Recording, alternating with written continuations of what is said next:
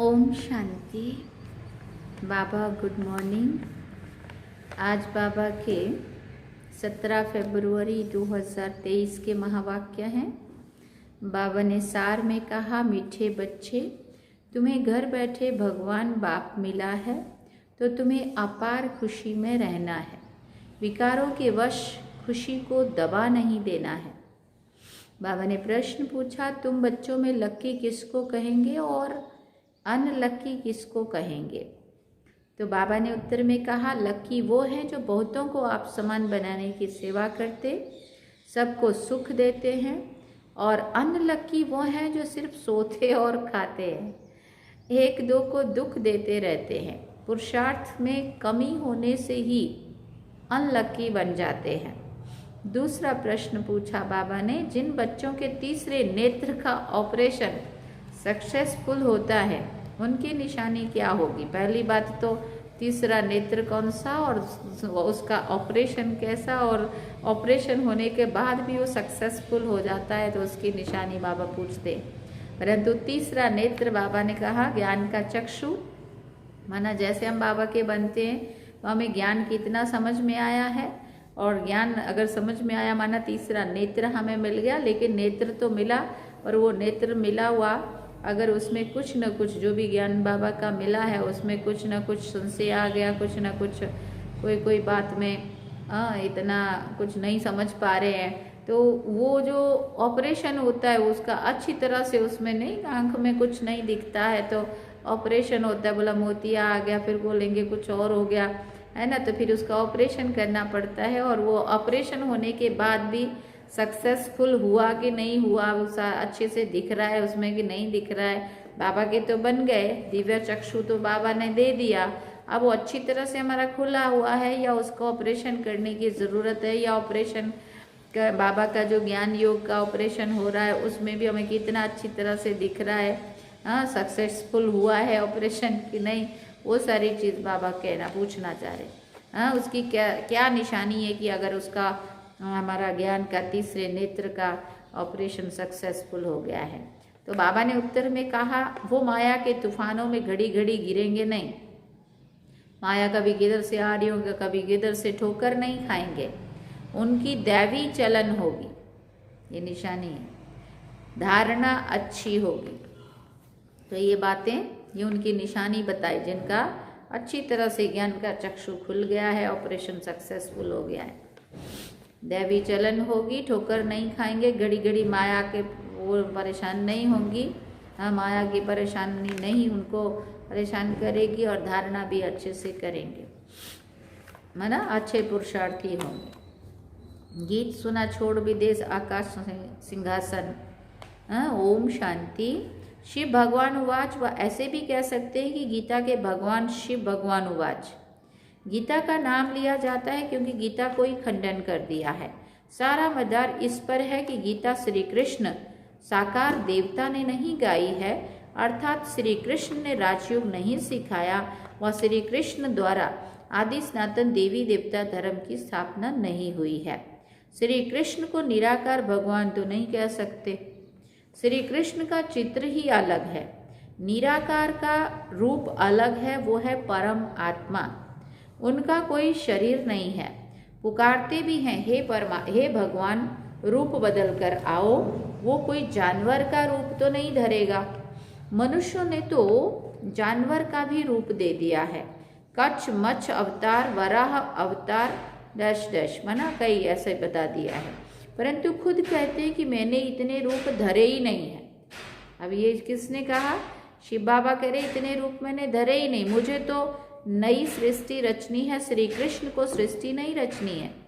ब्राह्मण कुल को रचने वाला ब्रह्मा और श्री कृष्ण में तो बहुत फर्क है। अभी ब्रह्मा है संगम युगी और श्री कृष्ण है सतयुगी।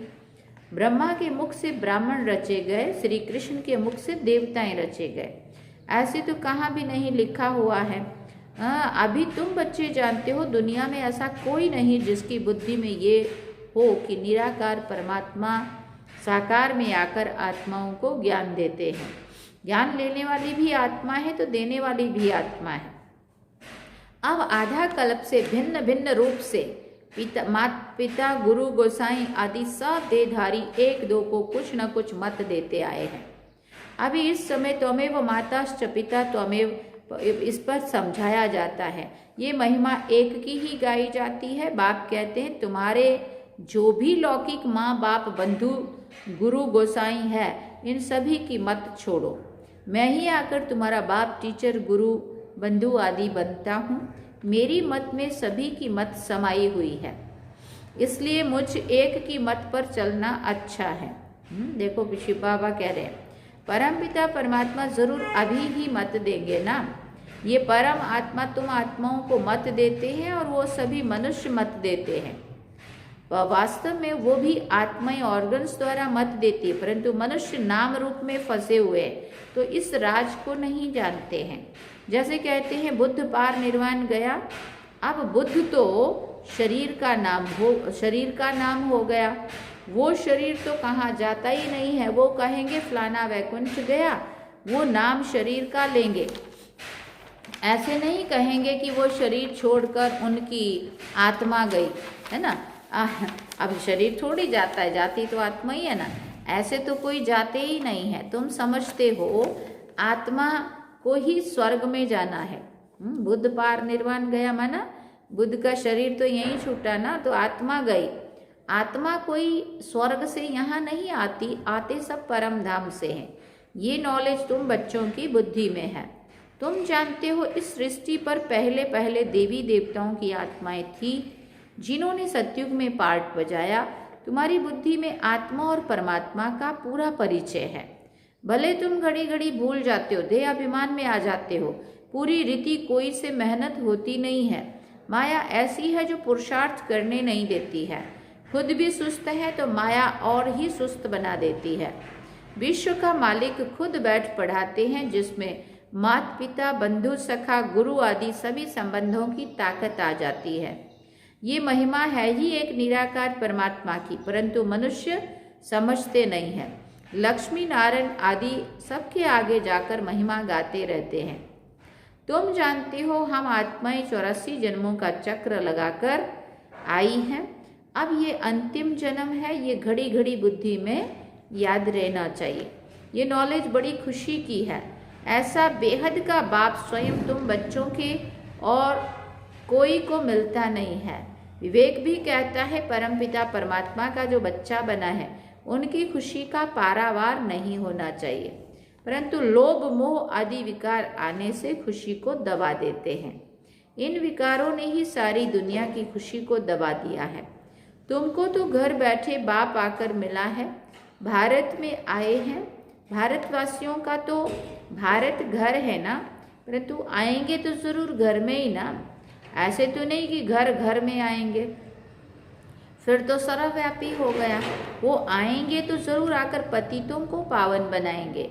दुनिया तो समझती है श्री कृष्ण आएगा, परंतु तुम जानते हो परमपिता परमात्मा आया हुआ है, जो पतित पावन ज्ञान का सागर। उनका नाम वास्तव में रुद्र है। ये बड़े से बड़ी भूल है। जब ये समझें कि वो बेहद का बाप सारी सृष्टि का रचयिता है तो खुशी का पारा चढ़ जाए।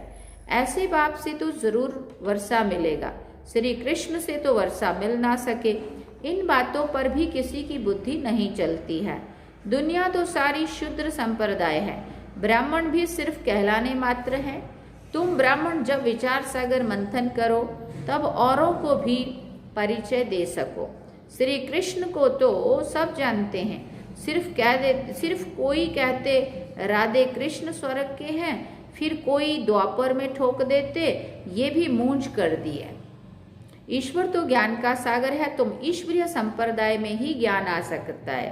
हाँ, तुम ईश्वरीय संप्रदाय में ही ज्ञान आ सकता है। आसुरी संप्रदाय में तो ज्ञान कहाँ से आए। भले गाते भी हैं पतित पावन, परंतु अपने को पतित समझते नहीं है।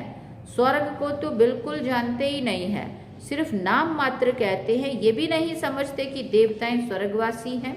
तुम जब समझाते हो तब आंखें खुलती हैं। माया ने आंखें ही बंद कर दी है। प्राचीन भारत स्वर्ग था, लक्ष्मी नारायण का राज्य था, ये भी नहीं जानते। हम भी नहीं मानते थे, ये तो समझ सकते हैं कि अन्य धर्म तो बाद में आए हैं। देवताओं के समय ये धर्म नहीं थे, तो जरूर वहाँ सुख ही सुख होगा।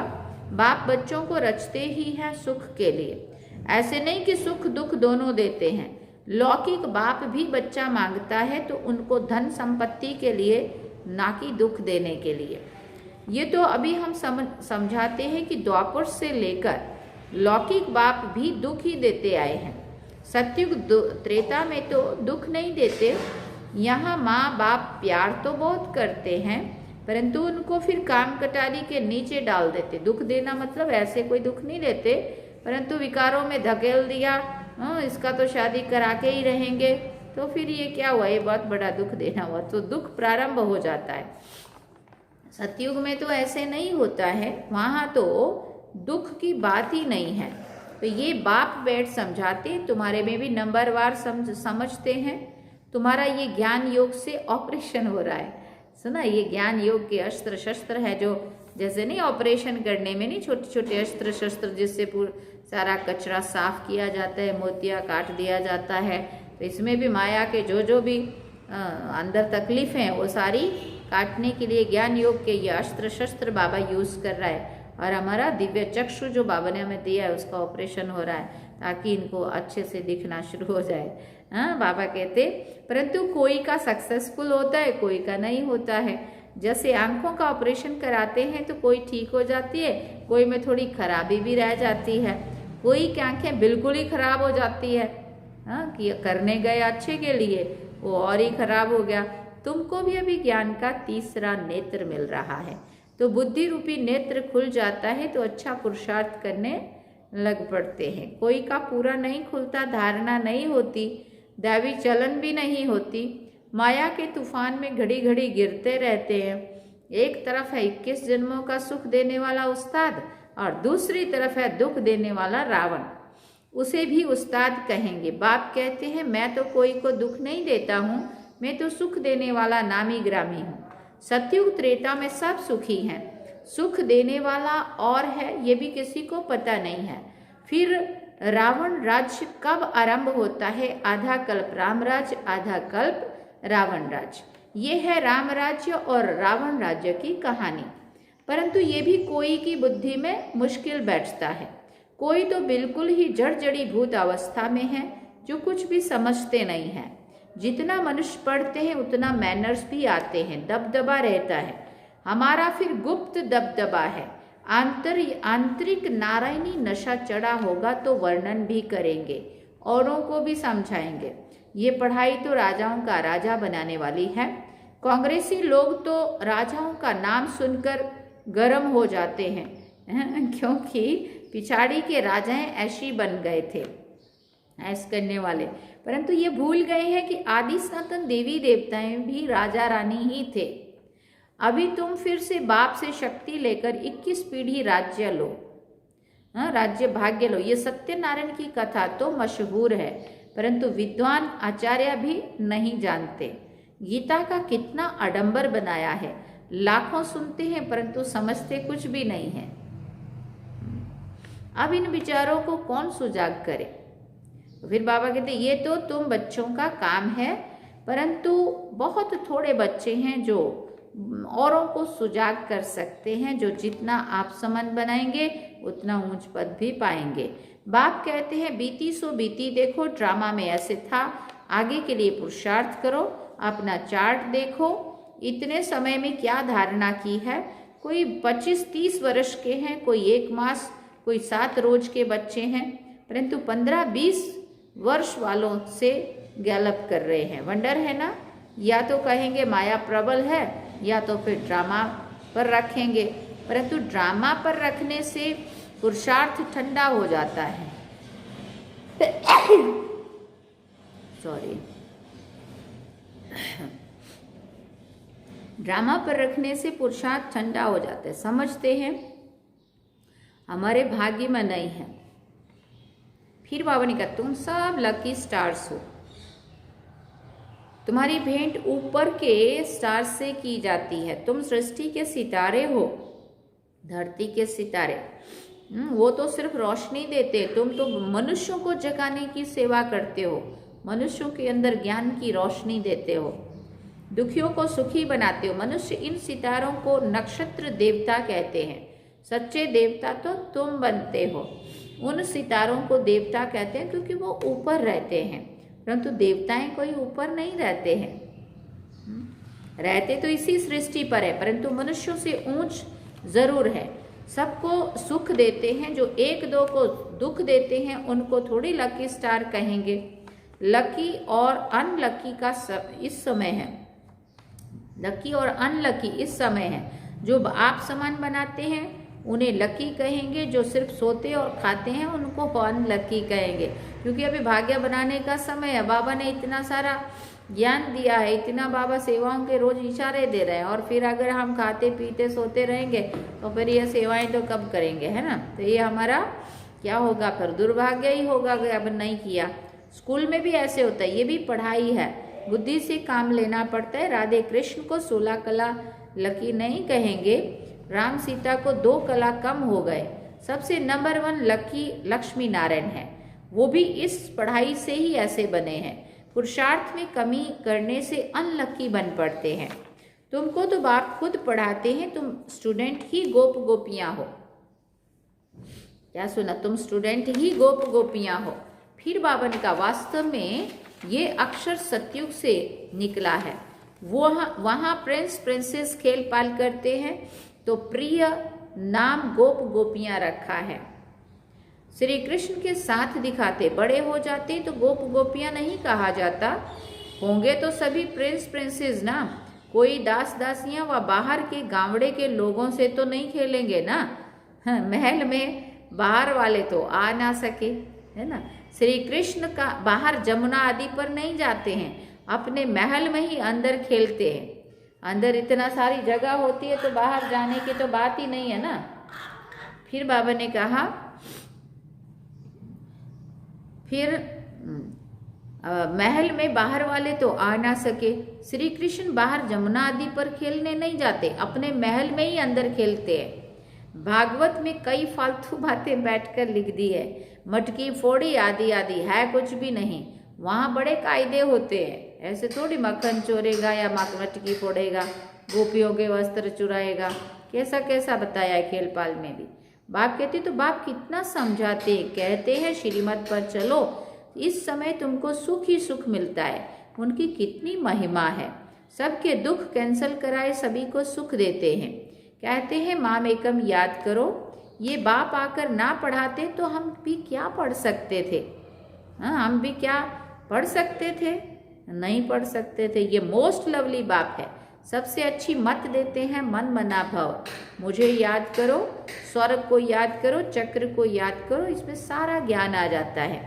वो तो सिर्फ विष्णु को सुदर्शन चक्र दिखाते हैं, परंतु अर्थ का पता नहीं है। हम अभी जानते हैं कि शंख है ज्ञान का, जो निराकार बाप देते हैं, विष्णु थोड़ी देते हैं, और देते हैं मनुष्यों को, जो फिर देवता अथवा विष्णु बनते हैं। कितना मीठा ज्ञान है, तो कितना खुशी से बाप को याद करना चाहिए। अच्छा, लास्ट में बाबा ने क्या कहा, तो कितना खुशी से बाबा को याद करना चाहिए। अच्छा, मीठे मीठे सिकिल दे ब्राह्मण कुलभूषण सुदर्शन चक्रधारी बच्चों को याद प्यार। फिर बाबा ने कहा परंतु बच्चे सुदर्शन चक्र चलाते बहुत थोड़ा है। अब बाबा याद प्यार दे रहा है सुदर्शन चक्रधारी कुलभूषण ब्राह्मणों को, लेकिन बाबा ने ये देखा है कि सुदर्शन चक्र तो बहुत थोड़ा फिराते, कोई तो बिल्कुल ही नहीं फिराते। बाप तो रोज कहते सुदर्शन चक्रधारी बनो, ये भी आशीर्वाद मिलती है। अच्छा, मीठे मीठे रूहानी बच्चों को रूहानी बाप की नमस्ते। हम रूहानी बच्चों की रूहानी माता पिता बाप दादा को दिल व जान सिकवा प्रेम से याद प्यार, गुड मॉर्निंग, नमस्ते, थैंक यू बाबा, शुक्रिया बाबा। फिर बाबा ने धारणा के लिए मुख्य सार कहा। पहला पॉइंट, एक बाप की मत में बाप, टीचर, गुरु, बंधु आदि की सब मतें समाई हुई है, इसलिए उनकी मत पर ही चलना है, मनुष्य मत पर नहीं। दूसरी बात बाबा ने कही, बीती को बीती कर पुरुषार्थ में गैलप करना है। ड्रामा कहकर ठंडा नहीं होना है, आप समन बनाने की सेवा करनी है। वरदान में बाबा ने कहा, शांति की शक्ति द्वारा सबको आकर्षित करने वाले मास्टर शांति देवा भव। जैसे वाणी द्वारा सेवा करने का तरीका आ गया है, ऐसे अब शांति का तीर चलाओ। इस शांति की शक्ति द्वारा रेत में भी हरियाली कर सकते हो, कितना भी कड़ा पहाड़ हो उसमें भी पानी निकाल सकते हो। इस शांति की महान शक्ति को संकल्प, बोल और कर्म में प्रैक्टिकल लाओ तो मास्टर शांति देवा बन जाएंगे। फिर शांति की किरणें विश्व की सर्व आत्माओं को शांति के अनुभूति की तरफ आकर्षित करेंगी और आप शांति के चुंबक बन जाएंगे। स्लोगन में बाबा ने कहा, आत्म अभिमानी स्थिति का व्रत धारण कर लो तो वृत्तियां परिवर्तन हो जाएंगी। आत्म अभिमानी स्थिति का व्रत धारण कर लो तो वृत्तियां परिवर्तन हो जाएंगी। अच्छा, ओम शांति। सार में बाबा ने कहा, मीठे बच्चे, तुम्हें घर बैठे भगवान बाप मिला है तो तुम्हें अपार खुशी रहनी चाहिए। अपार खुशी में रहना है, विकारों के वश खुशी को दबा नहीं देना है। और गीत सुना, छोड़ भी दे आकाश सिंहासन, अब धरती पर आ जा रे। ये थे आज के बाबा के महावाक्य। और आज शाम को तो बाबा ने भी आना है और कल महाशिवरात्रि का मुख्य दिन, बड़ा दिन है। भले हम एक हफ्ते से प्रोग्राम कर रहे हैं, लेकिन 18 तारीख को बाबा का जो धूमधाम से बाबा इतने दिन से कह रहे हैं कि महाशिवरात्रि पर्व, शिव जयंती का 87वीं शिव जयंती महोत्सव, तो कल सुबह हम सब शिवरात्रि का योग, भोग और क्लास और बाबा का झंडा लहराएंगे और दिन में फिर शोभा यात्रा भी निकलेगी। इस बार ही सभी लोगों की, मंदिर वाले और हम सभी ने साथ में निकालेंगे करके ऐसा तय किया है। तो आज शाम को बाबा मिलन भी है, कल की तैयारी भी करनी है। और उसके बाद 21 तारीख को मेन प्रोग्राम होगा, फिर जो बड़ा स्टेज फंक्शन होगा जिसमें काफ़ी बड़े, उसमें सबको बुलाया है। 1000 कार्ड छपवाया है ना। तो आप सभी को भी निमंत्रण है, आप जो भी सुनेंगे आप सबको भी दिल से हम कल के लिए भी आमंत्रित करते हैं और 21 तारीख के लिए भी बड़े प्रोग्राम के लिए भोजन सहित सबको हृदय से हार्दिक निमंत्रण है। अच्छा, ओम शांति। बाबा को 1 मिनट याद करेंगे।